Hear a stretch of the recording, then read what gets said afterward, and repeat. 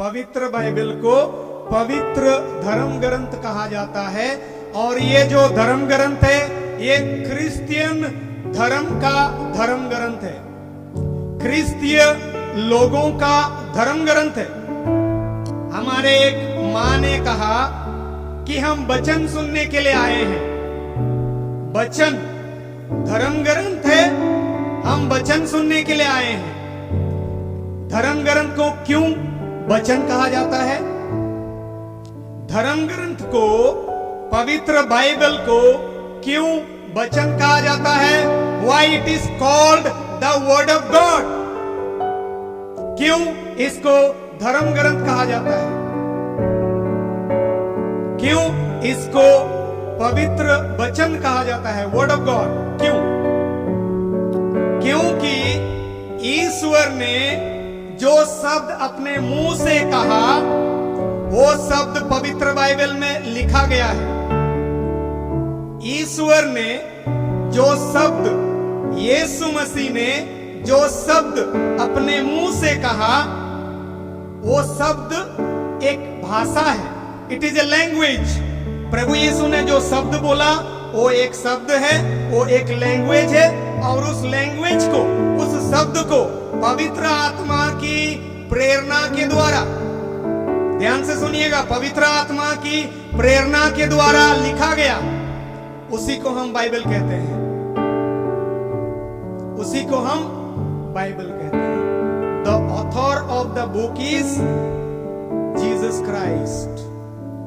पवित्र धर्म ग्रंथ का जो मूल लेखक जो है वो प्रभु यीशु है, पवित्र आत्मा है। पवित्र बाइबल प्रभु यीशु के बारे में लिखा गया है, ईश्वर के राज्य के बारे में लिखा गया है।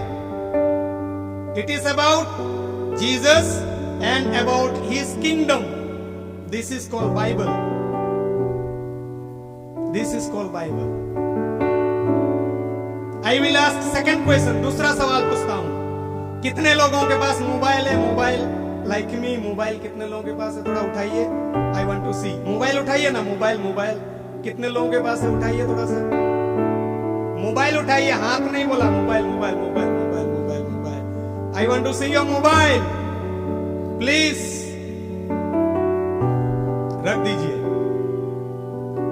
तो कटक एक सिटी है, आप पढ़े लिखे लोग हैं, आप थोड़ा बहुत अमीर लोग हैं, तो कम से कम आपका मोबाइल जो है वो 10,000 का है। मैं ऐसा समझ लिया, आपका जो मोबाइल है 10,000 का है, 15,000 का है या 20,000 का है। आपका घर में 5 लोग हैं, ठीक है? फादर मदर, 2 डॉटर 1 सन, या 2 सन 1 डॉटर मान लीजिए, या 3 डॉटर आपके घर में है। तो मम्मी के पास मोबाइल होगा कम से कम 5,000 वाला, डैडी के पास मोबाइल होगा कम से कम 15,000 वाला। अगर आपके बच्चे, लड़की है या लड़का है, कॉलेज जाता है, तो एटलीस्ट 15,000 मोबाइल तो उसके पास होगा ही होगा। सबके पास मोबाइल है, इसका मतलब एवरीबॉडी हैज अ मोबाइल, ऐसा मैं मान के चल रहा हूं, है ना? सबके पास मोबाइल है। दुख की बात यह है, दुख की बात यह है कि आपके पास बाइबल खरीदने के लिए पैसा नहीं है, जिसका कीमत केवल 300 रुपीस है। आपके पास बाइबल खरीदने के लिए पैसा नहीं है, जिसका कीमत सिर्फ 3,000 रुपीस है, लेकिन मोबाइल 15,000 है, 10,000 है, 5,000 है। You can buy, you can fight for it. लड़ाई होता है घर में, लड़ाई होता है। आपका बेटा बोलेगा अगर मुझे आज शाम को मोबाइल नहीं मिलेगा मैं खाना नहीं खाऊंगा।